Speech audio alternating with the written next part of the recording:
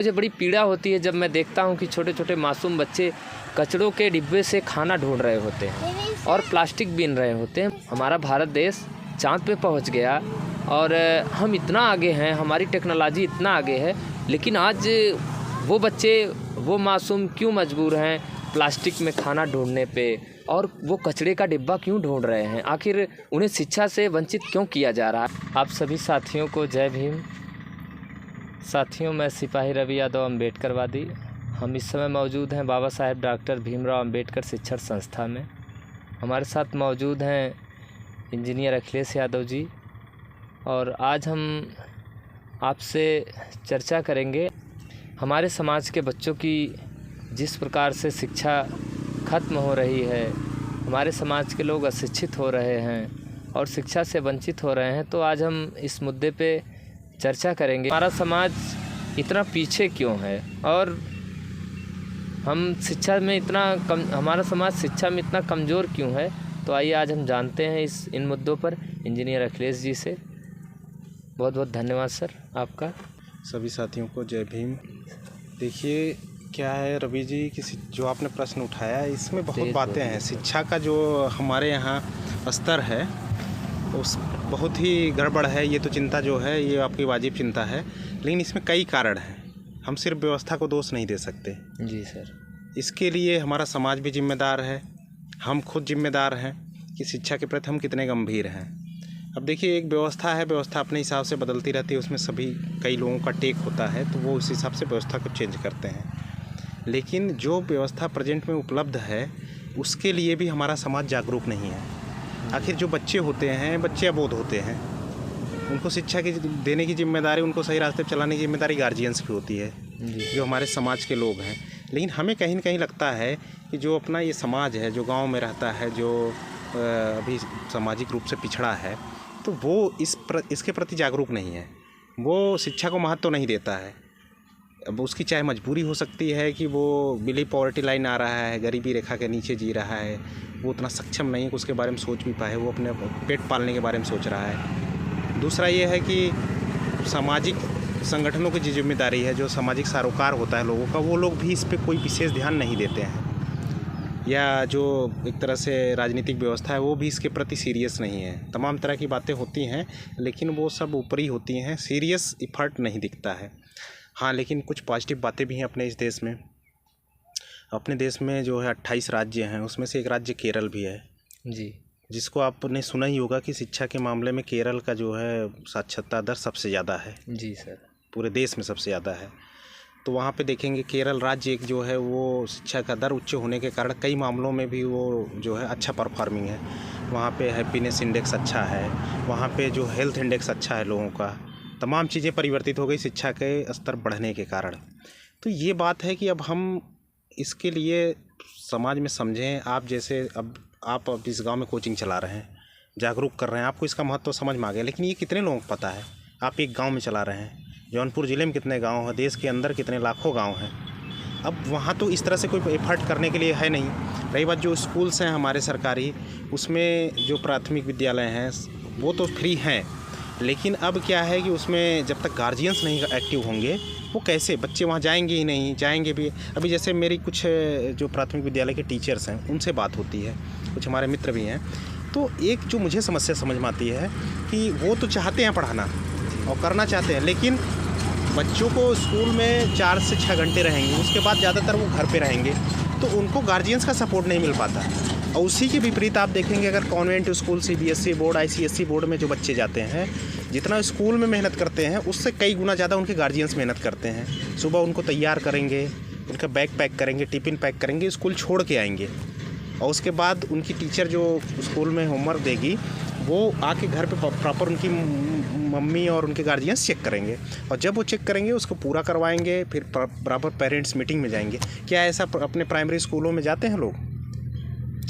नहीं सर, ऐसा तो बिल्कुल नहीं होता है। लेकिन सर हम इस पे सुधार कैसे करेंगे? हमारे लोग जागरूक कब होंगे? एक समय ऐसा था जब किसी को पढ़ने नहीं दिया जा रहा है। हमारे देश में हमारे समाज के लोगों को, बहुजन समाज के लोगों को पढ़ने से रोका गया था, और बाद में जब बाबा साहेब भीमराव अम्बेडकर ने संविधान बना के और उसमें सबको शिक्षा का अधिकार दिया, उसके बाद उन्होंने उसमें एक नियम ये भी बनाया कि आर्थिक रूप से कमज़ोर लोगों को, यानी कि गरीब समाज के लोगों को फ्री शिक्षा की भी व्यवस्था की गई है, भारतीय संविधान के नीति में है। लेकिन आज ऐसी कंडीशंस है जब हमारे लोगों के पास, पहले तो हमारे लोगों के पास धन नहीं था, ज़मीनें नहीं थी, खाने के लिए भोजन की व्यवस्था तक नहीं थी। लेकिन आज जहाँ पे आपको सारी सुविधा मिल रही है, आपको राशन भी मिल रहा है, आपको सरकारी सुविधा में मिल रही है, आपको शिक्षा फ्री मिल रही है, और यहाँ तक कि गांव-गांव में लोग जागरूक करने आते हैं, शिक्षा देने आते हैं। बहुत से ऐसे सामाजिक संगठन हैं जो एक्टिव होकर काम भी कर रहे हैं, लेकिन फिर भी हमारे लोग अशिक्षित हो रहे हैं, फिर भी हमारे लोगों शिक्षा नहीं ले पा रहे हैं, और हमारे लोग अनपढ़ हो रहे हैं, और अशिक्षित होने के कारण हमारे लोग आपस में ही लड़ रहे हैं, संगठित नहीं हैं। तो सर, मैं ये जानना चाहता हूँ आपसे आज कि हम अपने, जैसे मैं अपने ही गांव के बात कर रहा हूँ, हमारा गांव कुहिया चकमलूदी है। मैं, ऐसा कोई दिन नहीं है जिस दिन हम गांव में न जाते हैं, और मुझे हफ्ते में 3 दिन 4 दिन बच्चों को बुलाने जाना पड़ता है। हम कितना भी प्रयास कर लें, हम गार्जियन से मीटिंग करते हैं, बहुत समझाते हैं उनको कि शिक्षा का बहुत महत्व है हमारे जीवन में। बाबा साहेब भीमराव अम्बेडकर ने कभी जो है हथियार से लड़ाई नहीं लड़ी, उन्होंने कलम से लड़ाई लड़ी, और आज पूरी दुनिया में उनका जो इतना मान सम्मान है, उन्हें नॉलेज ऑफ नोबेल कहा जाता है, तो वो शिक्षा के ही बदौलत कहा जाता है, ज्ञान के ही कारण उन्हें इतना बड़ा सम्मान दिया जाता है। लेकिन हमारा जो बहुजन समाज है ये बाबा साहब को मानता है, और उनकी जो है उनके बताए मार्ग पे चलने का प्रयास भी करता है, लेकिन फिर भी अशिक्षित है। और मैं सर यही जानना चाहूँगा कि हमारे समाज के लोग कैसे जागरूक किया जाए, कैसे उनको बताया जाए, क्योंकि हम जाते हैं, लोगों से बात करते हैं, उनको समझाते हैं, लोग फिर भी अपने बच्चों को नहीं भेजते हैं। तो सर, इसका क्या उपाय है कि गार्जियंस जागरूक हो जाएं, अपने बच्चों को पढ़ाने के लिए वो खुद प्रेरित हों?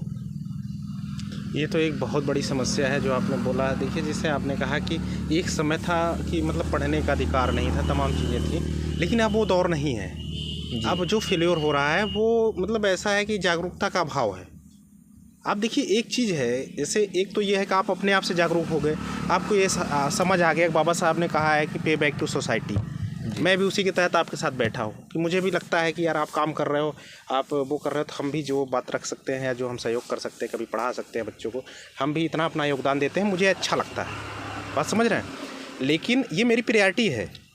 मुझे ऐसा एहसास हुआ कि भाई मैंने पढ़ाई करी, मैंने जो है डिग्री ली और तमाम चीज़ें व्यवस्था में आया, मेरा जीवन परिवर्तित हुआ। उन्हें अभी उस चीज़ का एहसास ही नहीं है। तो आप पढ़ाई के साथ साथ इस गांव में देखिए, मुझे जैसा लगता है, ये पता नहीं ये सफल होगा कि नहीं भी होगा, लेकिन बच्चों से ज़्यादा गार्जियन की भी आप मीटिंग करिए। जैसे आपने अभी कहा कि कैसे ये हो सकता है सर, आपको देखिए, ये कोई अचानक ऐसे परिवर्तन नहीं आने वाला है, ये लोगों को समझाना पड़ेगा। उनको समझ ही नहीं है। देखिए, आप पढ़ लिख के व्यवस्था में थे, आपने व्यवस्था से लड़ा, तमाम चीज़ें की, तो आपको समझ आया कि यार दिक्कत कहाँ हो रही है। उनको वो समझ ही नहीं है। बात समझ रहे हैं कि नहीं जी? उनको कोई बताने वाला, ये आप कह रहे हैं कि हम डेली जाते हैं, अगर डेली आप जाएंगे तो मैं दावे के साथ कह रहा हूँ कि ये परिवर्तन आएगा, एक दिन में नहीं आएगा जी। हम आप माता सावित्रीबाई फुले का नाम लेते हैं। देखिए, समस्याएं सबके साथ आती है। जब वो पढ़ाने गई, महिलाओं को पढ़ाने का अधिकार नहीं, पढ़ने का भी नहीं था। उनकी शादी हुई तो उन्होंने फुले साहब से कहा कि आप मुझे प्रॉमिस करिए कि मुझे पढ़ाएंगे। तो उन्होंने प्रॉमिस किया, उन्होंने पढ़ाया, फिर वो शिक्षिका बनी। जब वो पढ़ाने जाती थी तो उनके ऊपर गोबर फेंका जाता था, अरे ये क्या कर रही है, तो बहुत बड़े, तो कोई कस्टम और रीति रिवाज चला आ रहा है, उसको तोड़ना बड़ा कठिन होता है अपने समाज में। दूसरी चीज़ ये है कि किसी चीज़ में ढल चुका है आदमी, जैसे कंफर्ट जोन में जा चुका है कि समाज अब वो कमा रहा है, खा रहा है, चल रहा है, बच्चे भी पढ़े, धीरे धीरे बड़े होते होते वो भी उसी में हाथ बटाने लगते हैं। उनको ये महत्व ही नहीं पता है कि यार पढ़ने के बाद इसके जीवन में कुछ परिवर्तन आ सकता है। ये लोगों को बताना पड़ेगा। रेगुलर गांव में आपको मीटिंग करनी पड़ेगी। मैंने पिछले दिन भी, जब वो संविधान दिवस था, उस दिन भी मैंने यही बोला कि भाई एक दिन बोल देने से नहीं होगा, वो पड़ेगा सबको। जो अगर जो साथी थोड़ा सा भी, मतलब हमें ये लगता है कि हम लोग विचारों के साथ है, या उन्हें लगता है कि ये शिक्षा होना चाहिए, तो उन्हें भी अपने स्तर प्रयास करना पड़ेगा। ये बातें हम लोग इसीलिए करते हैं, यूट्यूब पे करते हैं, कहीं भी करते हैं, कि ये प्रचार हो कि शिक्षा बहुत ज़रूरी है। बिना शिक्षा के कुछ हो ही नहीं सकता। पहले वो तो आए, फिर तो आप समझाएंगे कि भाई गलत क्या हो रहा है, सही क्या हो रहा है जी। तो ये एक ऐसी बेसिक चीज़ है, इसके अलावा कोई रास्ता नहीं है। तो हमें जो है गार्जियंस को समझाना पड़ेगा। जैसे आप डेली प्रयत्न करते हैं, ऐसा नहीं है, आपने भी रियलाइज़ किया होगा, मैं आपकी इस कोचिंग में मैंने अनुभव किया है। आज से 3 महीने पहले जब बच्चे आते तो उनका एक अलग वो था, लेकिन अब जो आते हैं तो उनमें इम्प्रूवमेंट है, रेगुलरिटी भी बनी है। तो आपके प्रयास करने से ये हुआ, हमें नकारात्मक नहीं होना है जी। और यही एक तरीका है। अब बाबा साहब की बात लोग करते हैं, उन्होंने भी उस समय प्रयास किया, जब उस समय उस दौर में क्या चीज़ें रही होंगी, आप सोचिए कितना कठिन रहा होगा। लेकिन उन्होंने अपना प्रयास किया, प्रयत्न किया, किताबें लिख दी कि चलो आज नहीं पढ़ रहे लोग, जब जमाना आएगा, जब पढ़े लिखे लोग होंगे तब पढ़ेंगे। तो ये एक सामाजिक सुधार की प्रक्रिया है, ये धीरे धीरे होगी या तेज़ी से भी हो सकती है, हम ये नहीं जानते, लेकिन हमें हर हाल में करना पड़ेगा ये जी। ये एक बात है।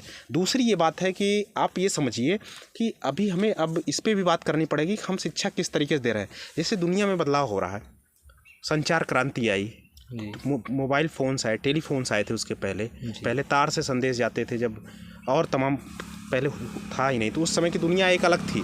लेकिन अब ये संचार क्रांति आ गई और तमाम चीज़ें बदल गई। अब हम डिजिटलाइजेशन के पूर्ण रूपेण दौर में इंटर कर रहे हैं। एक अनपढ़ व्यक्ति भी है, बिना डिजिटलाइजेशन को उसका काम नहीं चलेगा, उसको भी आधार और उससे लिंक होना पड़ेगा, उसके बैंक अकाउंट होने चाहिए, सारे काम उसके ऑनलाइन होते हैं। कोई उसको सुविधा सब्सिडी लेनी है तब भी ऑनलाइन होना पड़ेगा। तो अब हमें ये समझना पड़ेगा कि लोगों को टेक्निकल एजुकेशन की तरफ जाना। अच्छे प्लेटफॉर्म आ चुके हैं जी, आप PDFs ले सकते हैं अच्छे टीचर्स की, कोचिंग्स की, और तमाम हमारे पास संसाधन बढ़ गए हैं। लेकिन आज के किसी बच्चे से जो 2 साल पहले तैयारी किया हुआ या कोई मुझसे पूछे तो मैं कुछ और एडवाइस करूंगा कि भाई इस तरह से कर लो। तो जैसे अपडेट हो रहा है वैसे ही हमें अपनी शिक्षा के लिए मोड़ना पड़ेगा लोगों को। अब किसी के पिताजी ने BA किया हुआ, लड़का भी BA कर रहा है, इसका क्या मतलब है? अब देश में तमाम तरह के क्षेत्र हैं, क्षेत्रों में अवसर जिस हिसाब से बढ़ने हैं, घटने हैं, उस हिसाब से आपको करियर चुनना पड़ेगा कि नहीं चुनना पड़ेगा। आप बताइए, अभी तक तो यूट्यूब चल रहा है, इसके बाद आर्टिफिशियल इंटेलिजेंस का ज़माना आ रहा है जी। अब वो चीज़ आ रही, तो उसके बारे में जब तक आर्टिफिशियल इंटेलिजेंस के बारे में लोगों को पता नहीं होगा, जागरूकता नहीं होगा, उसके कुछ एक्सपर्ट नहीं होंगे, तो उस पर के समाज के फ़ायदे और नुकसान क्या होने वाले हैं, इससे कैसे अवेयर हो पाएंगे। तो इसलिए जो शिक्षा हमारी है उसको हमें ज़्यादातर प्रयास करना चाहिए कि जो मतलब एक तरह से उपयोगी है समाज के कल्याण के लिए और आगे आने वाले भविष्य में जो दुनिया में परिवर्तन होने वाले हैं, उस दिशा की शिक्षा देनी चाहिए। लोगों को इंजीनियरिंग, मेडिकल में ले जाना चाहिए, IIM जैसे संस्थान है इस देश में, उससे पढ़ना चाहिए, उससे जो है उसके लिए मानसिक तौर से तैयार होना चाहिए। हमारे समाज में इस समय सबके घर के बच्चे पढ़ते हैं और कहीं न कहीं लोग इतना तो जागरूक हैं कि अपने बच्चों को स्कूल भेज रहे हैं। लेकिन इसके पहले वाली जो पीढ़ी थी वो भी स्कूल जाती थी, लेकिन हमारे समाज के लोग उच्च शिक्षा नहीं ले पा रहे हैं, या हमारी इसके पहले वाली जो पीढ़ी थी उसके पास भी उच्च शिक्षा का अभाव था। तो सर, हमारे लोग उच्च शिक्षा में पीछे क्यों हैं? ये बहुत सही प्रश्न है आपका रवि जी। देखिए, जैसे आप सिंपली अनुभव करिए कि अपने समाज में क्या होता है, शिक्षा लेने के बाद लोगों को, ठीक है बहुत लोगों के पास डिग्री है, ज्ञान भी है, लेकिन एक प्रायोरिटी बनती जा रही है कि लोगों को सरकारी नौकरी चाहिए या नौकरी चाहिए। बस यही आपके प्रश्न का जवाब छिपा हुआ है। उच्च शिक्षा लेने के लिए जैसे हमने 10+2 किया, फिर ग्रेजुएशन किया, उसके बाद मास्टर्स किया, तब PhD करेंगे, तब उच्च शिक्षा मानी जाएगी एक तरीके से। उसमें बड़ा लंबा टाइम जाता है। लेकिन हमारा समाज इतना, जो आपने कहा कि इसमें गरीबी एक बहुत बड़ा कारण है। देखिए, कारण इस तरह है, आप भले कह रहे हैं कि मतलब कहीं पे फेलोशिप मिल रही है, कहीं पे स्कॉलरशिप मिल रही है, वो सुविधा तो हो जाती है, लेकिन जो बच्चा होता है उससे घर की उम्मीदें भी होती हैं कि वो ग्रेजुएशन होने के बाद उसके ऊपर दबाव आने लगता है कि वो कमाए, नौकरी करे, इन द सेंस कि नौकरी करे, और वो तो फिर वहाँ दुविधा में आ जाता है। उसको हायर एजुकेशन में जाने के बजाय उसको नौकरी की तरफ मुड़ना पड़ता है। ये एक बहुत बड़ा कारण है, जिस कारण मुझे लगता है कि उच्च शिक्षा में अपने देश के लोग नहीं जा रहे हैं, और ये देश का भी बहुत बड़ा फेल्योर है। अब आप समझिए कि हायर एजुकेशन में या रिसर्च एंड डेवलपमेंट में हमारे देश में लोग नहीं जाते हैं, उस तरह का इंफ्रास्ट्रक्चर नहीं है। तो अब उसका नतीजा ये हो रहा है कि हमारे देश में टेक्नोलॉजी का उतना विस्तार नहीं हो पा रहा, हम उतनी चीज़ें इन्वेंट नहीं कर पा रहे हैं। तो कहीं ना कहीं हम और देशों से, जैसे अमेरिका हो गया, चाइना हो गया, जापान हो गया, जो डेवलप्ड कंट्रीज हैं, उनसे हमें पीछे रहना पड़ रहा है। तो ये एक बहुत बड़ा कंसर्न है। इसमें देखिए, समाज को भी और सरकार को भी इसमें ध्यान देना पड़ेगा कि रिसर्च एंड डेवलपमेंट, एक R&D फंड होता है, उसमें ज़्यादा से ज़्यादा इन्वेस्ट करना पड़ेगा। लेकिन दुर्भाग्य की बात है कि हमारे देश की सरकार उसको कम करती जा रही है, और जो हमारे देश की यूनिवर्सिटीज़ में ही हायर एजुकेशन होता है, उसको सेल्फ जो है रिलायंट बना रही है फाइनेंशियल मामले में, कि मतलब वो अपने ही संसाधनों से चले। जिसके कारण फीस बढ़ती जा रही है हायर एजुकेशन की, और जो रिसर्च एंड डेवलपमेंट में है उसके कट होते जा रहे हैं, खर्चे कम होते जा रहे हैं, जो JRF फेलोशिप होती है वो भी कम होती जा रही है। ये कई कारण हैं जो कि हमारा हायर एजुकेशन में जो हमारा लोअर मिडिल क्लास है और लोअर क्लास है, जो गरीबी रेखा से नीचे है, वो चाह कर भी नहीं कर सकता। नहीं सर, जब हमारे लोगों के पास उच्च शिक्षा नहीं होगी तो जो देश के उच्च पद हैं, बड़े बड़े पद हैं, जहाँ से इस देश की व्यवस्था को चलाया जाता है, वहाँ तक हमारे समाज के लोग, गरीब समाज के लोग पहुँच ही नहीं पाते हैं। एकदम नहीं पहुँच पाएंगे जब तक उनके पास उस रिसर्च लेवल की डिग्री नहीं होगी। सर, जब तक हमारे लोग उच्च पदों पे नहीं जाएंगे न्याय नहीं होगा, और उच्च पद पे तभी जाएंगे जब हमारे लोगों के पास उच्च शिक्षा होगी, और उच्च शिक्षा का अभाव है। उच्च शिक्षा में गरीबी भी बहुत बड़ा कारण है। तो इसमें रास्ता क्या है सर कि हमारे लोग कैसे उच्च शिक्षा हासिल करके और उच्च पदों पे जाके इस देश के गरीब समाज के लोगों को कैसे न्याय दिला पाएंगे? जहाँ तक मेरा मतलब अनुभव है या मेरा विचार है, शिक्षा को इस देश में फ्री होना चाहिए जी। आपको मतलब प्राथमिक से लेके उच्च शिक्षा तक, क्योंकि शिक्षा एक ऐसा इन्वेस्टमेंट है जो देश के विकास के लिए बहुत ज़रूरी है। जैसे दुनिया किस तरफ जा रहा है, दुनिया में कितने देश, हमारे देश के लोग वर्क फोर्स की तरह देखे जाते हैं, लेकिन हमारे देश में स्किल्ड वर्क फोर्स नहीं है। ठीक है, जहाँ बाहर भी जाते हैं, जैसे आप दुनिया गल्फ़ कंट्रियों में जो हमारे लोग जाते हैं वो ज़्यादातर मजदूर बन के जाते हैं, लेकिन वहीं जैसे हमारा राज्य केरल है जिसका उच्च साक्षरता दर है, वो लोग इंजीनियर, डॉक्टर बन के जाते हैं, नर्स बन के जाते हैं, और भी बड़े पदों पे जाते हैं, तो उनकी अर्निंग अलग होती है।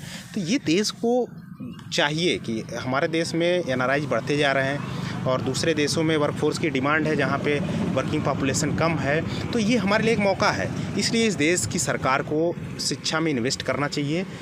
उच्च शिक्षा हो चाहे प्राथमिक शिक्षा हो, उसको फ्री करना चाहिए और एक समान करना चाहिए, जो गुणवत्ता हो उसकी सबके लिए बराबर हो। ऐसा भी ना हो कि कुछ मतलब हायर एजुकेशन में डिफरेंशिएशन हो, कुछ कॉलेज अच्छे हैं बाकी कॉलेज बेकार हैं। तो ये सब सरकार की जिम्मेदारी है, तब जाके इस देश का ह्यूमन रिसोर्स डेवलप हो पाएगा, इस देश के विकास में भी योगदान देगा और बाहर दुनिया में भी जहाँ जाएगा एक अच्छे पोजीशन के साथ जाएगा। तो आप 2-3 चीज़ें हैं। एक तो लोगों को जागरूक होना पड़ेगा, इसको अपना मुद्दा बनाना पड़ेगा। आप कभी किसी चुनाव में ये मुद्दा सुनते हैं कि हमें शिक्षा फ्री चाहिए? नहीं सर, कहीं नहीं सुनते हैं। तो फिर ये तो लोगों की कमी हुई ना, हमारी आपकी कमी हुई जी। तो सबसे पहले ये मुद्दा बनना चाहिए, और वो शिक्षा उच्च गुणवत्ता की हो और उच्च शिक्षा अवेलेबल हो, पहली चीज़। दूसरी चीज़ ये है कि भागीदारी का प्रश्न है कि हायर एजुकेशन में, हायर इंस्टीट्यूशन में या उच्च पदों पे, इसीलिए तो देश में बाबा साहब ने आरक्षण का प्रावधान किया कि अगर सारी चीज़ें हो जा रही तब भी भेदभाव है, तो इसीलिए हर एक संस्थान में, हर एक व्यवस्था में भागीदारी सुनिश्चित होनी चाहिए। उसमें बनस्पत की ये गरीब और अमीर के लिए, तो उसका एक ही रास्ता है कि इस चीज़ को फ्री किया जाएगा शिक्षा को, तभी ये हो पाएगा। जब गरीब भी पढ़ेगा, अमीर भी पढ़ेगा, जिसकी योग्यता होगी वो उस पे जाएगा, कोई भेदभाव ना हो। तो ये सब सरकार की जिम्मेदारी है, लेकिन उसके पहले लोगों को जागरूक होना पड़ेगा। सरकार तो लोग चुन के बनाते हैं। ऐसे हम लोग अपने समाज के लोगों को कैसे जागरूक कर पाएंगे और कैसे हमारे लोग उच्च शिक्षा ले पाएंगे? जब तक हमारे लोगों के पास उच्च शिक्षा नहीं होगी, हमारे लोग उच्च पदों पे जाएंगे नहीं, और जब तक उच्च पदों पे नहीं जाएंगे हमारे समाज को न्याय नहीं मिलेगा। तो सर, मैं तो यही चाहता हूँ कि, और मैं प्रयास भी कर रहा हूँ कि हम लोग, हमारे अन्य साथी या इस देश के जो भी लोग सोशल एक्टिविस्ट हैं, समाज सेवी हैं या सामाजिक संगठनों में मिल के काम कर रहे हैं, जो समाज को आगे बढ़ाने के लिए मेहनत कर रहे हैं, हम लोग कैसे इस कार्य को और इस मिशन को हम लोग कैसे सफल कर पाएँ। बाबा साहब का भी यही मिशन था कि सब शिक्षित हों और जागरूक हों, संगठित हों, अपने अधिकारों के लिए संघर्ष करें। तो सर, कैसे हम उच्च शिक्षा हासिल करके और उच्च पदों तक हम कैसे जा पाएंगे? मैं गरीब समाज की बात कर रहा हूँ। जो लोग इस समय उच्च पदों पे हैं, या तो वो पहले गरीब थे, बाद में उच्च पदों पे जाने के बाद, अमीर होने के बाद उनका जो है मतलब वो बदल गए। मैं उनको अपने समाज की श्रेणी में नहीं ले रहा हूँ। जो लोग आज उच्च पदों पे बैठे हुए हैं और अमीर हैं, हमारे ही समाज का शोषण कर रहे हैं। मैं सिर्फ अपने गरीब समाज की बात कर रहा हूँ जो हक अधिकार से वंचित है। ये वही तो बात हो गई कि जो अमीर हो गए, आप बदल गए। तो ये भी तो एक प्रश्न बन रहा है कि आखिर वो लोग क्यों नहीं? इसका मतलब क्या था? डॉक्टर भीमराव अम्बेडकर बाबा साहब ने कहा था कि पे बैक टू सोसाइटी, जो हमें आपको कुछ मिला हुआ है वो कहीं ना कहीं सोसाइटी के संघर्ष से मिला हुआ है, तो हमें भी कुछ ना कुछ रिटर्न करना है सोसाइटी की तरफ। क्या उन्होंने रिटर्न किया? नहीं, ऐसा नहीं करते हैं वो। नहीं करते हैं। इससे एक समाज में निराशा की भावना पनप रही है। जो आप कह रहे हैं जागरूकता नहीं फैलती है, इसका कारण यही है, न उससे लोग अटैच हुए हैं, न वो समाज में बदलाव आ रहा है। आरक्षण के तहत भागीदारी मिली कि भाई जो लोग जिस व्यवस्था में एकदम नहीं थे, कुछ लोग जाएंगे तो वो कहीं ना कहीं उसके लिए पे बैक टू करेंगे, मतलब अपनों के लिए कुछ ना कुछ करेंगे। लेकिन उन्होंने कुछ किया नहीं किया, ये बहुत बड़ा फेलियर हो चुका है। और ऊपर से जैसे चुनाव की व्यवस्था है, उसमें गलत चरित्र के लोग पदों पे होते चले जा रहे हैं। समाज की भी कमी है कि समाज गलत लोगों के पीछे खड़ा हो रहा है। तो ये बहुत समस्याएं आ चुकी हैं। अब इस पे जो है यही रास्ता है कि जो लोग जिम्मेदार लोग हैं उनको समाज में पे बैक टू सोसाइटी के तहत अपना योगदान देना पड़ेगा। उसमें सबसे पहला शिक्षा का है, शिक्षा है, दूसरा जागरूकता है। समाज को गलत चीज़ों के बारे में जागरूक करना शुरू करें जी। तभी देखिए लोग बहुत कुछ करते हैं। जैसे मैं आपके चैनल के माध्यम से लोगों से कहना चाह रहा हूँ कि बहुत से लोगों के पास सब कुछ आ जाता है। देखिए बेसिक नीड होती है वो पूरी होती है, उसके बाद लग्जरियस में जाता है इंसान, फिर सेल्फ एक्चुअलाइजेशन लेवल पे जाता है। तो इसको as a self actualization level लीजिए आप कि भाई सब कुछ हो जाने के बाद आपको लगेगा ना कि सम्मान मिले। समाज को सम्मान उसी को देना चाहिए जो समाज के लिए जो है कुछ कर रहा है। तब ये एक परंपरा बनेगी, एक संस्कृति बनेगी, तब जाके ये बदलाव आएगा। और इस संस्कृति के लिए आप जैसे लोगों को योगदान दे रहे हैं, ऐसे हज़ारों लाखों लोगों को ज़रूरत पड़ेगी, तब जाके ये हो पाएगा। ये सबको पे बैक टू सोसाइटी कुछ न कुछ योगदान हमें करना पड़ेगा जी, तभी जाके ये संभव है। नहीं तो ये बड़ी मुश्किल दौर में गुजर रहा है समाज। और सर मैं देखता हूँ, मुझे बड़ी पीड़ा होती है कि छोटे छोटे मासूम बच्चे जिन्हें स्कूलों में शिक्षा लेनी चाहिए, जिन्हें स्कूलों में शिक्षा देने की ज़रूरत है, जिन्हें ज्ञान देने की ज़रूरत है, जिन्हें इस देश की और इस दुनिया की हाई टेक्नोलॉजी में जोड़ने की ज़रूरत है। जहां एक तरफ भारत इस दुनिया में टेक्नोलॉजी के मामले में किसी देश से कम नहीं है, और भारत में जो इस समय की व्यवस्था है वो भी इस दुनिया में किसी से कम नहीं है। हमारा देश भी इस ताकतवर देशों की सूची में है। फिर भी सर मुझे बड़ी पीड़ा होती है जब मैं देखता हूं कि छोटे छोटे मासूम बच्चे कचड़ों के डिब्बे से खाना ढूंढ रहे होते हैं और प्लास्टिक बीन रहे होते हैं। मुझे बड़ी पीड़ा होती है। आखिर सर आज हम चाँद पे पहुंच गए, हमारा भारत देश चाँद पे पहुंच गया और हम इतना आगे हैं, हमारी टेक्नोलॉजी इतना आगे है, लेकिन आज वो बच्चे, वो मासूम क्यों मजबूर हैं प्लास्टिक में खाना ढूंढने पे, और वो कचड़े का डिब्बा क्यों ढूंढ रहे हैं? आखिर उन्हें शिक्षा से वंचित क्यों किया जा रहा है? उन तक कैसे हम लोग शिक्षा पहुंचा पाएंगे? ये बहुत ही चिंताजनक स्थिति है। इस पे सबको काम करना पड़ेगा, हमारे आपके जैसे लोगों को। बिना किए ये दूर नहीं होगा। सबको अपनी जिम्मेदारी निभानी पड़ेगी। जैसे बाबा साहब ने कहा था, फेमस कोट है कि पे बैक टू सोसाइटी। उन्होंने अपने इनकम का एक हिस्सा, समय का एक हिस्सा समाज को रिटर्न देने की बात कही है। तो उसी के तहत हमको, आपको, जैसे आप यहाँ कर रहे हैं, सब बच्चे पढ़ रहे हैं, ऐसे ही सबको गांव-गांव में करना पड़ेगा। जो आपके दर्शक हैं सभी साथियों को ये बात प्रचारित करनी चाहिए। जैसे आपके माध्यम से आप ये बताइए कि जो देख रहे हैं, जो सुन रहे हैं, इस बात का प्रचार तो कर ही सकते हैं। बहुत कुछ हम शेयर करते हैं, बहुत कुछ यूट्यूब पे देखते हैं, और एक प्रयास करके अपने गांव में भी शुरू कर सकते हैं, अपने मोहल्ले में भी शुरू कर सकते हैं। भाई एक जो कोई ऐसा गरीब बंदा है, उसकी आप मदद करने में कितना आपका कुछ भी नहीं जाएगा, लेकिन आपकी मदद से शायद उसका जीवन बदल जाए, उसको शिक्षा मिल जाए, उसको स्कूल में दाखिला मिल जाए उसके बच्चे को। तो ये पे बैक सोसाइटी के तहत लोगों की ये जिम्मेदारी उठानी पड़ेगी। दूसरी ये है कि सरकारों को इसके प्रति संजीदा होना पड़ेगा, जो कि अभी नहीं है जी। आप अक्सर सुनते रहते हैं कि अमीरों की सरकार है, अमीर इसको चला रहे हैं। तो देखिए, जब तक देश में गरीब रहेंगे तभी तक तो अमीरी रहेगी। जब समानता आ जाएगी तो वो लूट और खसोट नहीं हो पाएगी जो हो रही है। तो ये बहुत ही मुश्किल दौर में देश है। इस समय सबको, अब पढ़े लिखे लोगों को बहुत जिम्मेदारीपूर्वक अपनी जिम्मेदारी उठानी पड़ेगी। दूसरी ये है कि समाज को, जिसकी बात आप कर रहे हैं, इसी व्यवस्था से निकले हुए लोग इसकी तरफ देखते नहीं। ये एक समाज का बहुत बड़ा फेल्योर है। व्यवस्था का, संविधान का, ये सारी व्यवस्था, लोकतांत्रिक व्यवस्था लागू होने के बाद जिन्हें लाभ लिया है, उस पद पे गए हुए हैं, उनको भी सोचना चाहिए कि अगर हम इस व्यवस्था का लाभ पा रहे हैं तो उसके पीछे हमारे पुरखों ने संघर्ष किया है।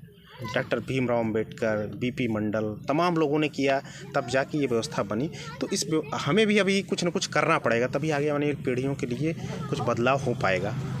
अगर मैं समझता हूँ कोई इंसान है, किसी के अंदर इंसानियत है, तो वो इतना ज़रूर करेगा। मेरी बस यही अपील है सभी से कि देखिए साथियों, जागरूक करिए, जहाँ भी आप रहिए, आप कम से कम शिक्षा की बात तो ज़रूर करिए, लोगों की बुराइयों को कम से कम प्रमोट करिए, गलत लोगों का महिमा मंडन न करिए। समाज की गलत प्रवृत्ति बनती जा रही है। जो माफिया है वो राजनीति में है, उसके फॉलोअर हैं जी। जो पैसे वाला हो गया उसकी दिन रात बात हो रही है, और पैसा कैसे आया, नीति से आया, अनीति से आया, इस पर कोई चर्चा नहीं। तो हम लोगों को इस पर अपनी संस्कृति के बारे में विचार करना पड़ेगा कि हमारे आइडियल्स कैसे होते जा रहे हैं। अगर नहीं करेंगे तो एक दिन जो आज ये सोचते हैं कि हम इस दिशा से बाहर हैं, वो भी इसमें आ जाएंगे। क्योंकि जब कोई व्यवस्था कोलैप्स करती है तो उसके दायरे में सब आ जाते हैं।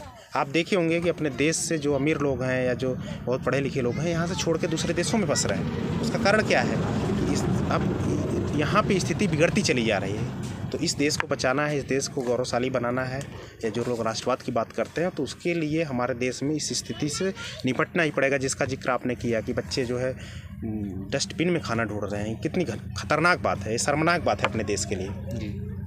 तो इसी के साथ हम अपनी बात समाप्त करते हैं। रवि जी, धन्यवाद सर। हमें अपने समाज के लोगों तक शिक्षा पहुंचानी होगी, हम चाहे जिस कंडीशंस में, और हमारी परिस्थितियां चाहे जैसी भी हों, हम चाहे जहां भी हों, चाहे हम जॉब में हों, चाहे पढ़ाई कर रहे हों, चाहे घर पे खेती का काम करते हों, लेकिन हमें एक उद्देश्य बनाना होगा कि हम जब तक अपने पूरे समाज को शिक्षित नहीं कर लेंगे, अपने पूरे समाज को उसका हक अधिकार नहीं, हम जब तक अपना पूरा हक अधिकार नहीं ले लेंगे, तब तक हमें जो है अपने समाज के लोगों को जागरूक करना होगा, शिक्षित करना होगा।